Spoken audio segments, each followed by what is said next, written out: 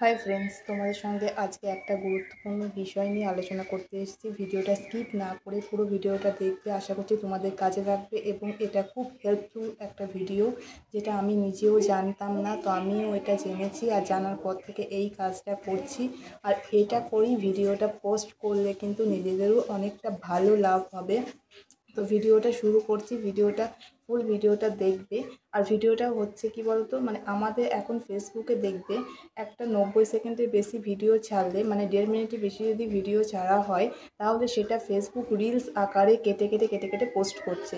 এতে হয়তো ভিউজটা বেশি পাওয়া যাচ্ছে, কিন্তু একটা জিনিস অসুবিধা হচ্ছে যে যেই কথাটা তুমি বলছো সেটা পরপর যদি না পায়, সেই বিষয়টার উপর মনোযোগটা বা ইন্টারেস্টটা কিন্তু আমাদের চলে যাচ্ছে। আর তাতে আমাদের ভিডিওটাতে ভিউজটা এলেও সমস্ত বিষয়টা সম্পূর্ণভাবে বুঝতে পারছি না। কন্টেন্ট মনিটাইজেশন সেট আপ পাওয়ার পরে একটু লং ভিডিও যদি ছাড়তে না পারো, তাহলে সেখানে ফেসবুক কিন্তু অ্যাডও চালাবে না। তো এই জিনিসগুলোর জন্য তোমাকে একটু বড় ভিডিও ছাড়তে হচ্ছে। আর যখন তুমি একটু বড় ভিডিও ছাড়ছো 1.5 মিনিটের বেশি, তখনই কিন্তু ফেসবুক কেটে কেটে ভিডিওটা দিয়ে দিচ্ছে। এর জন্য খুব অসুবিধা হচ্ছে ভিডিওগুলো দেখতে। তারও একটা সলিউশন তোমাদের সঙ্গে আমি শেয়ার করছি, সেটা তোমরা দেখো। আশা করছি বিষয়টা বুঝতে পারবে আর এইভাবে ভিডিওটা ছাড়ো।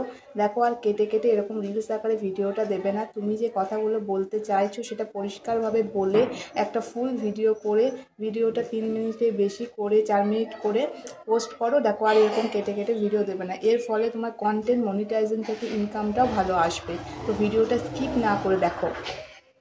প্রথমেই আমি আমার ফোনে ফেসবুকটা ওপেন করে নিয়েছি, আর কোণে দেখো একটা গ্যালারি আইকন রয়েছে, এখান থেকে তোমরা করতে পারো। আবার একটা ভিতর দিকে গিয়েও দেখো গ্যালারি রয়েছে, সেখান থেকেও তোমরা গ্যালারিটা তোমাদের ফোনে ওপেন করে নিতে পারো। এখান থেকে 1.5 মিনিটের বেশি একটা ভিডিও সিলেক্ট করে নিচ্ছি আমি। 1 মিনিট 52 সেকেন্ডে একটা ভিডিও সিলেক্ট করে নিয়েছি।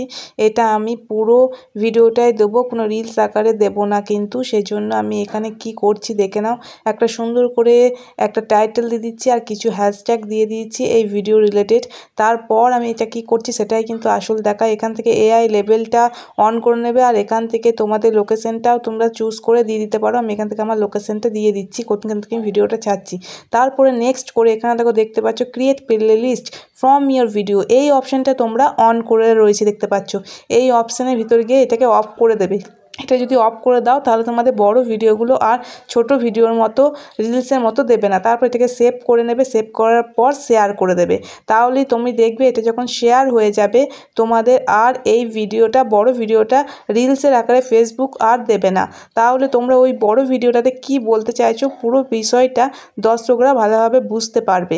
আর যদি রিলসের আকারে ছোটো ছোটো করে দেয় তাহলে দর্শকরা কিছু বুঝতে পারবে না আর তোমার ভিডিওটা মনোযোগ দিয়ে দেখবেও না। এখানে দেখো আমার একটাই মাত্র ভিডিও পোস্ট হয়েছে, এটা ভেঙে ভেঙে কিন্তু রিলসের আকারে আর পোস্ট হয়নি। কিন্তু যখন আমি নিচের দিকে স্ক্রল করে দেখাচ্ছি, দেখো এই ফুচকার ভিডিওটা কতগুলো কেটে কেটে পোস্ট হয়েছে, বুঝতে পারছো? এটার জন্য কিন্তু ভিউজ হচ্ছে, কিন্তু সবাই কিন্তু মনোযোগ দিয়ে কিন্তু দেখবে না। একটা বড় ভিডিওর মতো যদি পোস্ট না করো, সেটা দেখে যদি মানুষ কিছু বুঝতে নাই পারে, তাহলে তোমার ভিডিও কেন দেখবে বলো? এইভাবে তোমরা বড় ভিডিওগুলো আপলোড করবে, দেখবে তোমাদের ভিউজও ভালো হবে আর এখান থেকে তোমাদের ভালো একটা ওয়াচ টাইমও বের হয়ে যাবে। কেমন লাগলো ভিডিওটা, বুঝতে পেরেছো নাকি? সমস্ত কিন্তু কমেন্টের মাধ্যমে জানাবে। আশা করছি আমি বোঝাতে পেরেছি। আর যদি কোথাও ভুল ত্রুটি হয়ে থাকে ক্ষমা করে দেবেন। আর নিজেরা যদি বুঝতে পেরেছেন বা যদি কোথাও অসুবিধা হয় আমাকে অবশ্যই কমেন্ট করবেন। তো সবাইকে টাটা।